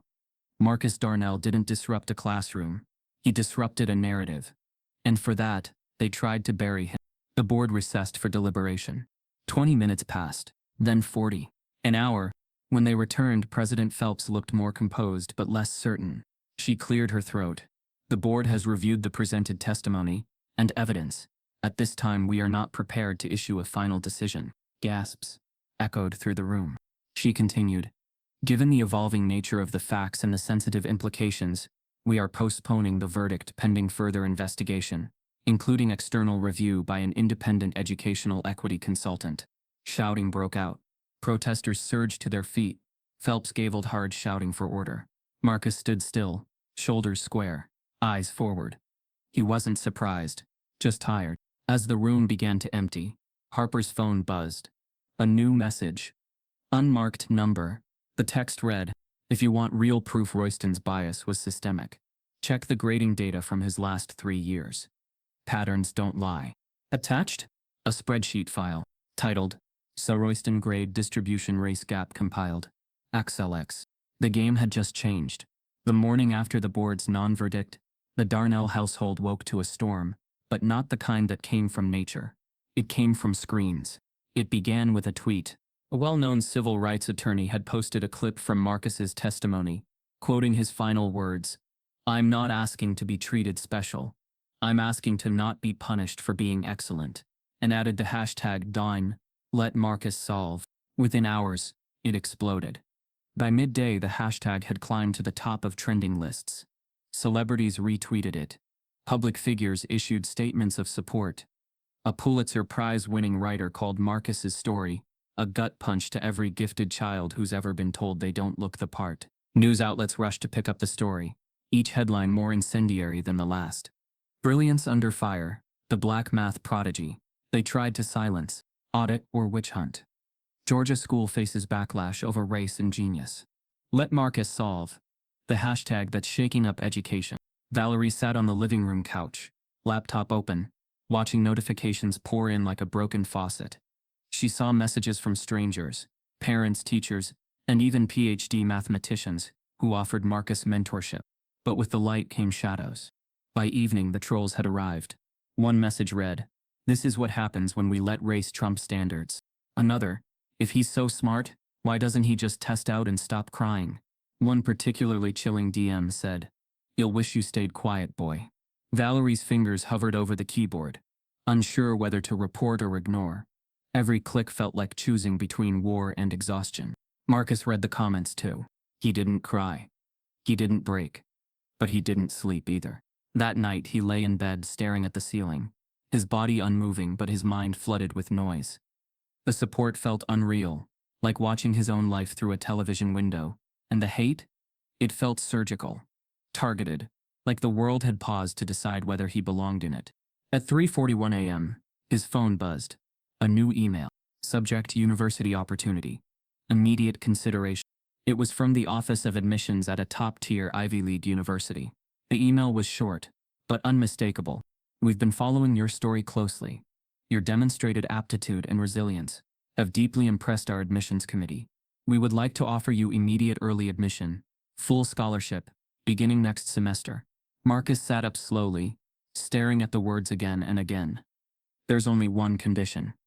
The email added, tucked into the second paragraph. "Given the ongoing public attention, we ask that you formally disengage from your current academic environment to avoid further media exposure. A quiet exit would allow you the opportunity to begin fresh, unencumbered." It was everything he'd dreamed of, an elite offer, full ride, a blank slate. But it came with a catch. "Leave Crest Hill quietly. Let the story end here." He stared at the screen, torn. The next morning, Marcus showed the email to Valerie. She read it twice, then looked at her son. "What are you thinking?" she asked. Marcus hesitated. "I don't know. It's a way out. Or a payoff."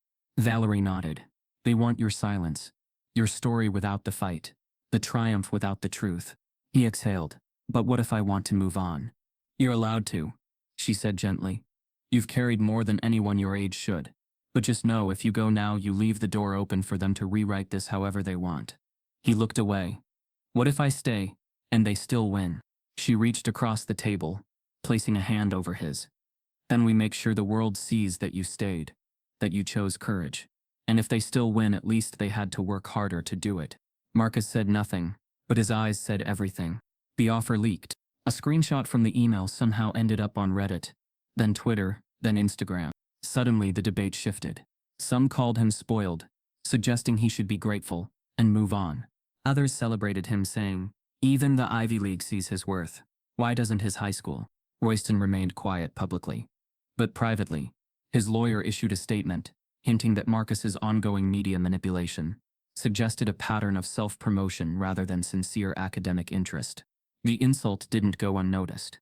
Within 24 hours, a prominent black professor from MIT penned an open letter titled, "Brilliance isn't arrogance, it's resistance." The letter closed with a direct line, "Let Marcus solve, or watch the world solve it for him." The backlash against Royston intensified. An online petition demanding his termination crossed 100,000 signatures. Alumni of Crest Hill began sharing their own stories. One anonymous account wrote, "Royston gave me a 79.4% and refused to round up. Said if I wanted an A, I should have performed like one. Meanwhile, my white classmates with worse scores got grace. This isn't new. Marcus just refused to shrink." The district released a statement promising swift and unbiased review of past practices. But behind the scenes, pressure was building. One evening, Marcus opened his email to find a message from a former student. The name caught him off guard. Aaron Flagg. Subject line, "You probably hate me, but I need to tell you something." Marcus opened it. The message was raw. Apologetic. Confessional. "I laughed when Royston called on you. I thought you were showing off. But now I see it. I see how they hated you for being what they could never control. I wasn't brave enough then. But I want to help now." Attached was a zip file.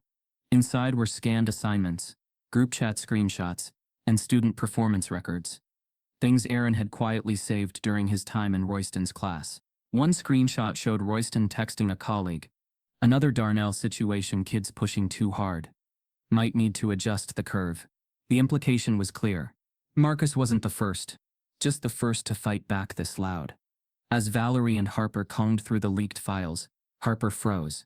One document stood out. It wasn't about Marcus. It was from Royston's private notes, dated 3 years prior. It read, "Potential J. Langston. Strong work ethic. Promising skills, but too urban in style.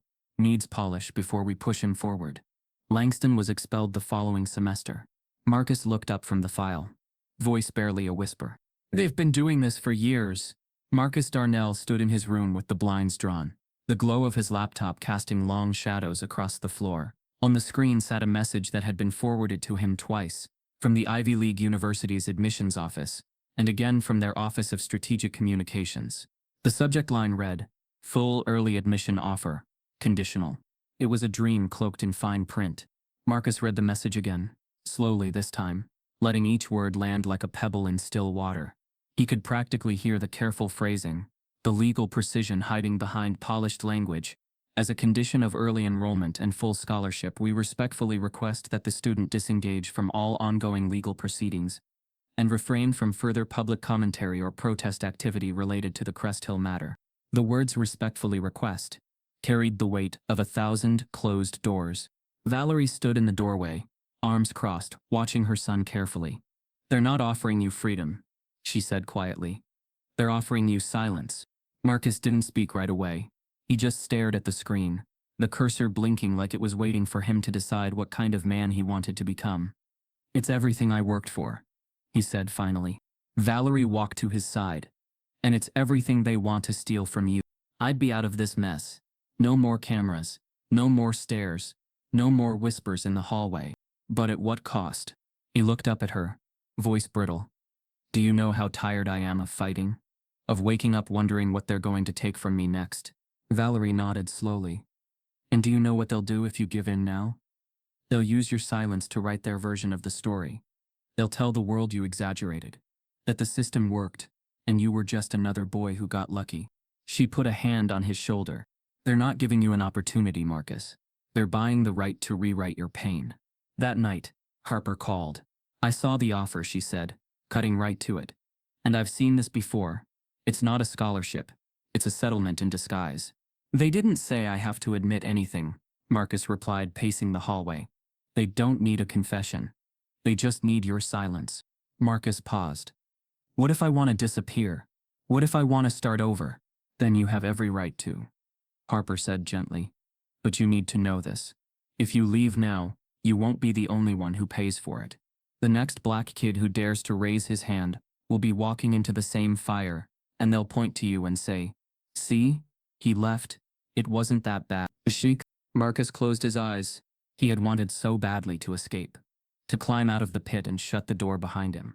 But the pit wasn't just his anymore. The next morning, Valerie found him sitting at the kitchen table, staring at a blank notepad. "You writing a response?" she asked. He nodded. "Not to the university." "To who then?"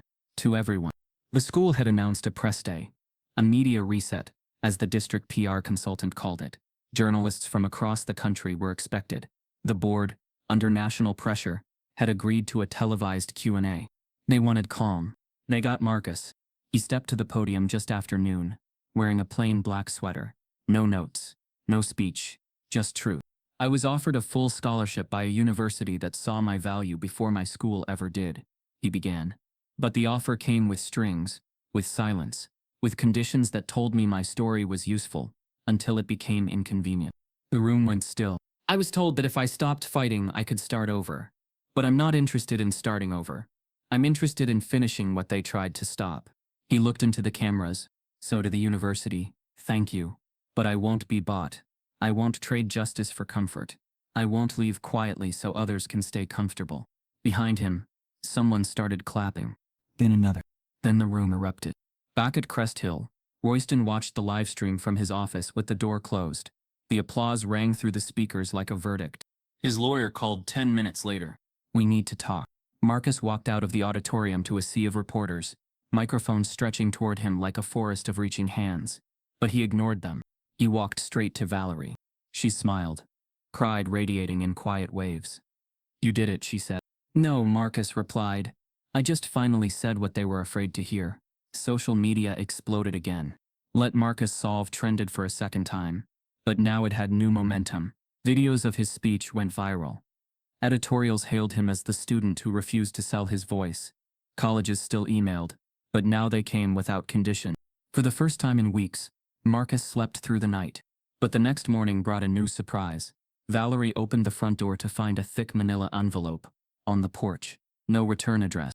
Inside was a USB drive and a note from someone who saw too much for too long. "There's more, and it's worse than you think." On the drive, hundreds of archived emails, every one sent by Royston, every one CC'd to school leadership, and all of them ignored. The manila envelope sat on the kitchen counter like a live wire. Valerie didn't touch it right away. She just stared, as if the weight of what it held could be felt through the layers of paper and plastic. Marcus stood behind her, arms folded, silent. The USB drive was small, unmarked. The note attached had only one sentence. "There's more, and it's worse than you think." Harper arrived within the hour. Valerie handed her the envelope, wordlessly. No one wanted to speak what they were already imagining. When Harper inserted the drive into her laptop, dozens, then hundreds of emails appeared, neatly arranged in folders by year. Royston's name was on every one. Many were copied to school leaders. Some were even replied to. And they weren't just about Marcus. They were about students going back a decade. Messages about cultural gaps, questionable family support, attitudes not suited for AP environments. He never used slurs, but he didn't need to. The bias was embedded in the tone. The assumptions, the condescension disguised as concern. One email read, "This new placement push may check boxes, but it's going to water down the standards. I don't have time to babysit social justice experiments." Another, "I had to regrade 5 papers this week because the kids didn't understand the rubric." Same pattern, same neighborhoods. Harper sat back, eyebrows knit together in cold disbelief. "They've known," she said. Valerie's voice was low. "They let it go on." Marcus stared at the screen. They helped it go on. The files were forwarded that same night to the office of the independent investigator, assigned to Crest Hill's case. By now, public pressure had forced the school board to bring in an external legal team, unaffiliated with the district, to conduct a full probe. Within 72 hours, the investigation launched. The school became a legal and moral battlefield. Interviews were scheduled with teachers, students, former alumni. Anonymous surveys were distributed. Whistleblowers were promised immunity. Old performance data was requested. Grading trends, disciplinary patterns, enrollment records for advanced classes broken down by race. And students once silent began to speak. A junior girl came forward to say she had been told by Royston she should aim for statistics, not calculus. A former student recalled being marked absent multiple times despite being present, and having her complaints dismissed. Another recalled Royston saying during class, "If you don't like the rules, go back to regular math." One black boy said he was told flatly that AP calculus was probably too stressful given his background. None of them had ever filed complaints, until now. The school's atmosphere fractured. Teachers split into quiet camps, those who believed the claims, and those who whispered that it was a witch hunt. The staff lounge grew tense. Department meetings were cancelled. Royston's supporters grew defensive, citing his years of service and high expectation. One teacher was overheard saying, "If we punish every teacher for an opinion, we'll have no one left." Another whispered, "Maybe some students just don't like being challenged." Mrs. Lindell didn't stay silent. In a faculty email sent to the entire department, she wrote, "A classroom should challenge minds, not identities. If we define rigor by who we exclude, we've already failed as educators." She became a pariah overnight. But outside, the noise was only growing louder. Royston was officially placed on paid administrative leave. The district tried to spin it as standard procedure. But no one bought it. Reporters parked outside his gated neighborhood. Neighbors gave conflicting statements to the press. Some defended him. Others shrugged. A few were brutally honest. "I always thought he had a tone," one woman said on camera. "The kind that says you're welcome to succeed if you do it my way." Royston's lawyer issued a statement declaring the investigation a politicized circus. He claimed his client had been targeted by mob mentality. But privately, the defense began to fracture. Because the emails on that drive, once verified, were damning. Not just in tone, but in intent. One of the investigators, a former civil rights attorney named Ira Klein, requested a private meeting with Marcus. They sat across from each other in a small windowless conference room at the district office. Valerie sat beside her son, hands clenched in her lap. Ira spoke gently. "We've uncovered something you need to see." He opened a folder and slid a printed email across the table. It was dated 3 weeks before Marcus's first day at Crest Hill. Subject: Upcoming transfer, Marcus Darnell. From Calvin Royston. To Principal Heather Lovelace, AP Temple, and Guidance Lead Halberg. I've reviewed the incoming student file. Strong test scores. But let's be cautious. We've seen these types before. Polished transcripts, activist parents, and exaggerated credentials. We may want to assess quickly and determine fit before placement becomes an issue. AP Math may not be the right entry point. Marcus stared at the page, jaw clenched. Valerie's voice was flat. "So it was planned." Ira nodded. "It appears that Royston was already casting doubt on your son before he stepped into the building. And your son's removal from AP Math? That process began almost immediately after his first class." Marcus looked up slowly. "They never intended to let me stay."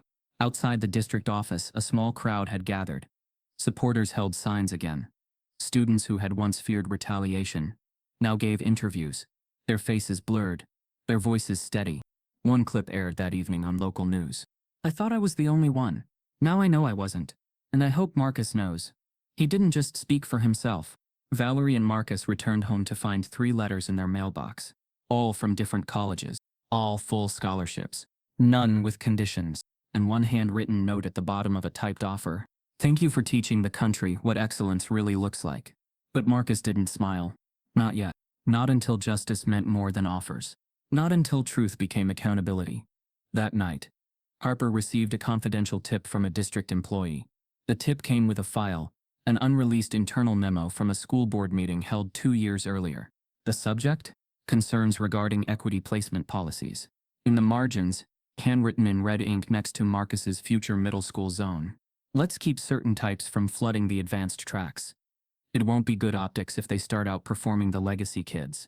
The handwriting? A perfect match to Royston's. By the following Monday, the story had left Georgia and settled into living rooms across the country. CNN led with it. MSNBC ran a full segment titled "Gifted Black and Under Siege," the Marcus Darnell story. Even the morning talk shows couldn't look away. Footage of Marcus at the school board hearing played between interviews with education experts and civil rights attorneys. The headlines scrolled in bold beneath every screen. "Student punished for being too smart." "Back excellence targeted in suburban school." Teacher accused of systemic bias under federal investigation.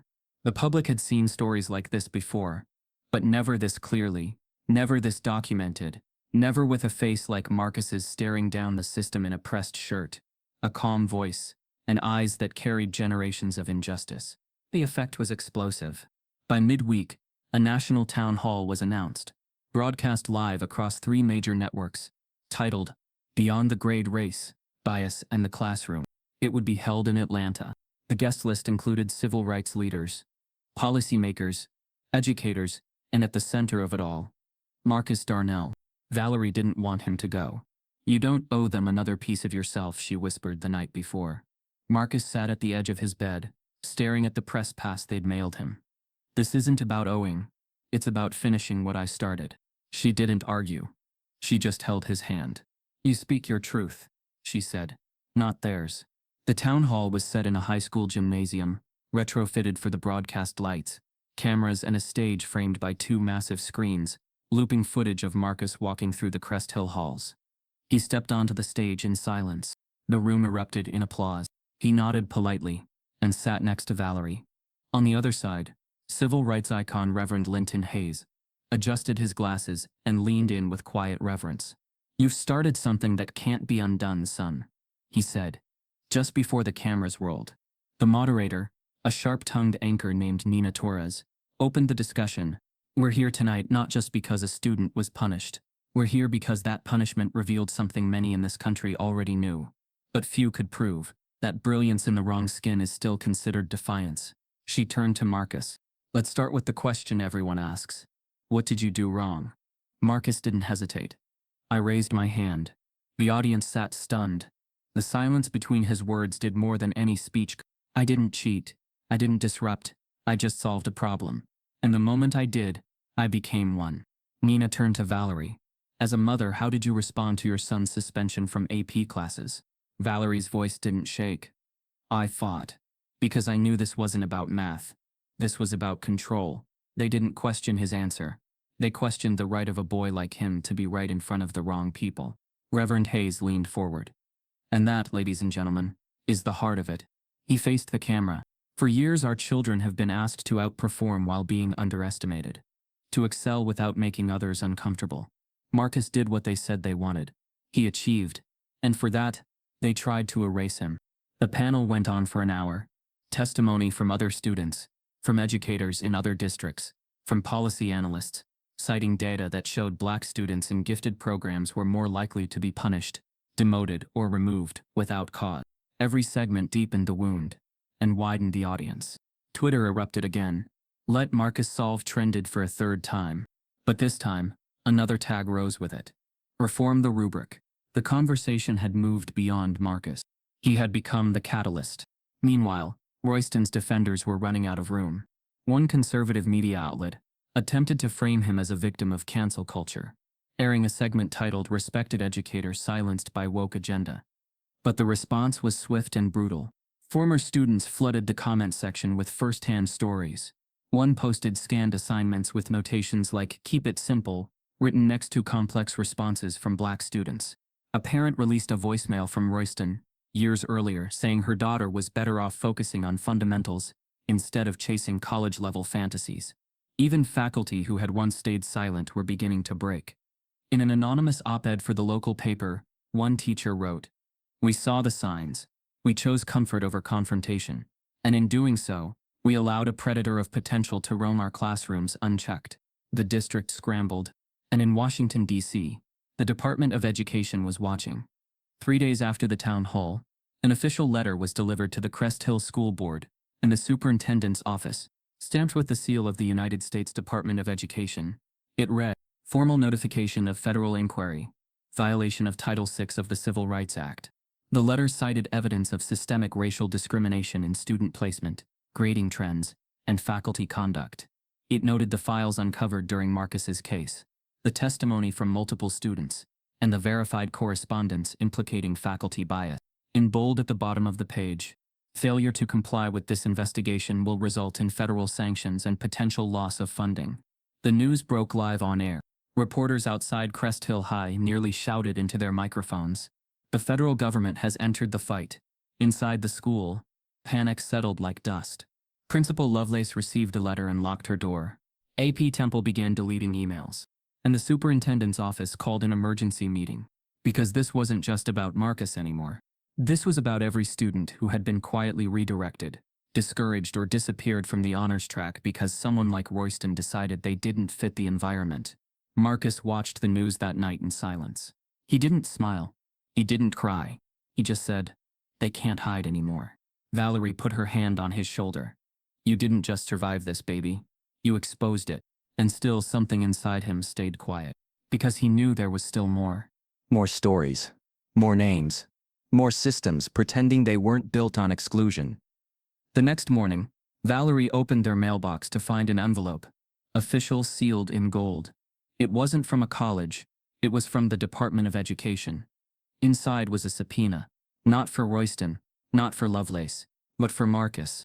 He had been called to testify before a congressional committee on educational equity. The email arrived before sunrise. No subject. Just an official letterhead from the district superintendent's office. Valerie read it once, then again before she walked into Marcus's room and handed him her phone. He sat up in bed, blinking sleep from his eyes. What is it?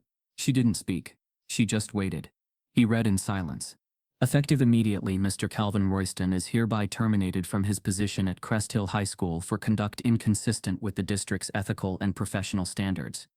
Additionally, Principal Heather Lovelace has submitted her resignation, accepted without contest. A pause. Then, Marcus Darnell is hereby reinstated into advanced placement mathematics, with full academic standing restored retroactively. Marcus exhaled. No relief. Just the end of waiting. He didn't cheer. He didn't smile. Because winning a battle that should have never existed wasn't victory. It was survival.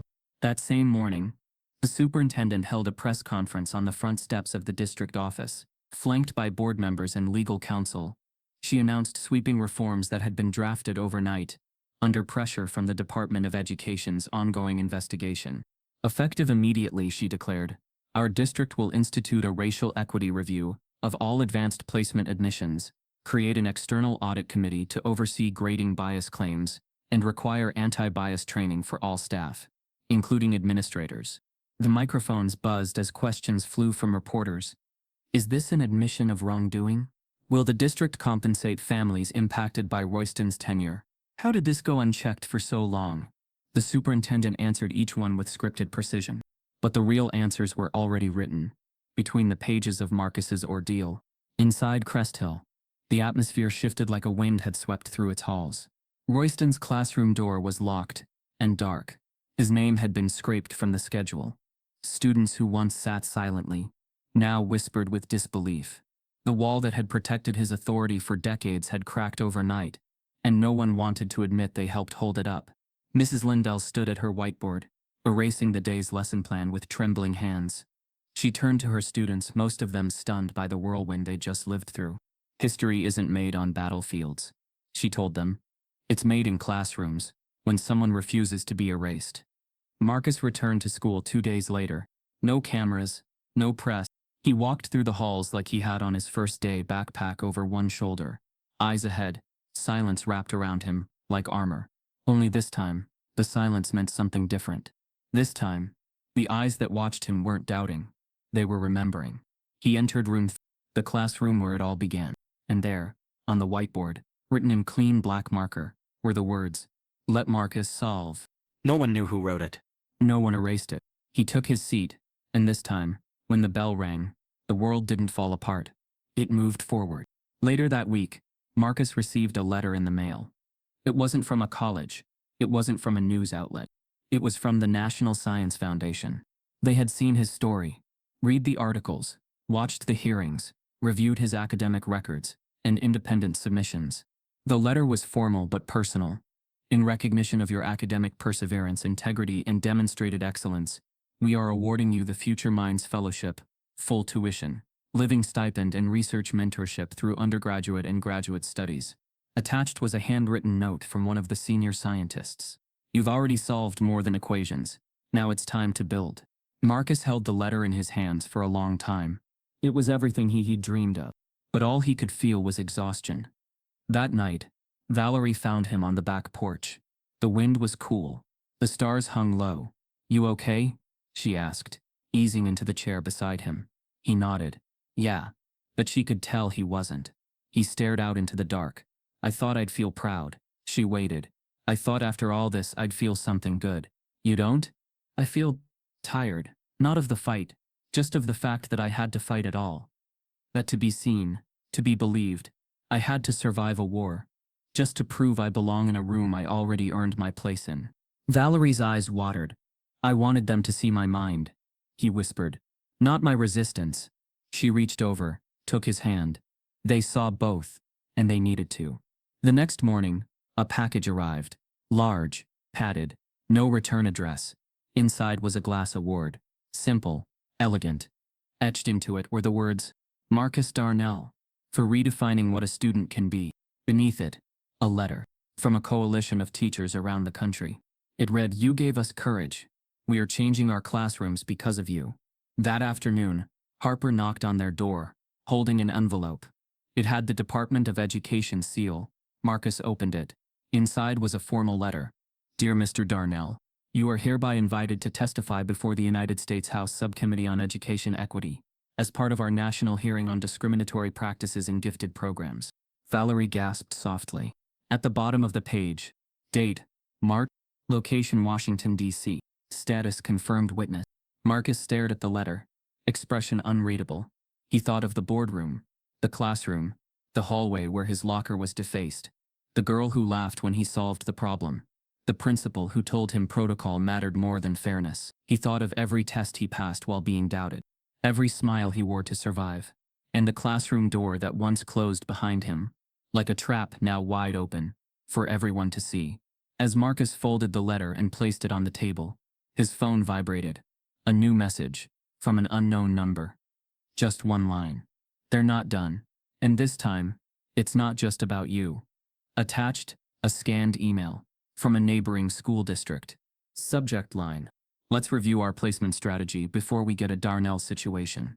The university classroom buzzed softly with the sound of notebooks flipping open, laptop keys clicking, and the occasional nervous clearing of a throat. The chalkboard, an actual old-school slab of green slate, stood untouched, washed clean by the janitor that morning.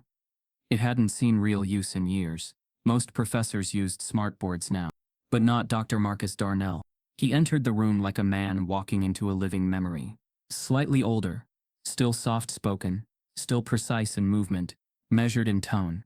He wore a blazer over a crisp shirt, a silver watch on his left wrist, and glasses he hadn't needed in high school. Students straightened in their seats. Some knew his name, some didn't. But every single one of them felt something shift as he picked up a stick of chalk and wrote, in clean, deliberate strokes, "Math 3-1, Applied Calculus and Social Impact." He turned to face them. "Welcome," he said. "Let's begin." Years had passed since Crest Hill, since the hearings, the headlines, the viral hashtags, the congressional testimony. The nation had watched a boy survive a system meant to filter him out. And many thought that was the end of the story. But Marcus never saw it that way. For him, surviving was only the beginning. He'd gone on to complete his degrees with honors, published papers on mathematical equity in education, helped build a national data set on racial bias in AP tracking, and stood at more podiums than he could count. He didn't chase fame, but he couldn't outrun impact. The documentary came 3 years after his testimony. Titled Chalkboard Warrior, The Marcus Darnell Story. It premiered at Sundance to a standing ovation. It wasn't just about what happened to him, it was about what he did with it. Clips of his school board hearing played beside the footage of other students who'd been erased, redirected, told to try something more practical. Educators spoke, policymakers wept, parents demanded change. The closing scene showed Marcus standing in front of his first college classroom, writing an equation while a new generation of students watched in quiet awe. One critic called the film a lesson in mathematics and morality, a proof that resistance is teachable. Now, as a tenured professor at a major university, Marcus no longer walked into classrooms wondering if he belonged. He designed them. He wrote the syllabus, yes, but also the culture. He didn't just teach math, he taught truth. Midway through the semester, a student raised her hand after class. "Dr. Darnell, can I ask, why do you still use chalkboards?" He smiled faintly. "Because sometimes the old ways carry new meaning." She hesitated. I saw the documentary. His smile didn't fade. Then you understand. She nodded. I'm glad you stayed. Even when you could have walked away. He didn't answer right away. Then, softly, sometimes staying is the only way the door stays open for the ones behind you. Crest Hill High changed too. Not overnight. And not perfectly. But after the federal inquiry, the district was placed under monitored compliance. A diversity equity director was hired. Anti-bias training became mandatory. Anonymous grading policies were implemented for all AP courses. And most notably, a section of the school was transformed. The old wing where Room 3B once sat was redesigned into a new space, the Marcus Darnell Center for Educational Equity. Inside, a glass case displayed the exact chalkboard where Marcus once solved a problem he wasn't meant to touch. It still held a faint outline of that original equation. They'd sealed it behind protective glass. Framed beside it was the quote he once gave Congress. I didn't solve it to make a point. I solved it because I knew how. The district invited him to the unveiling. He almost didn't go.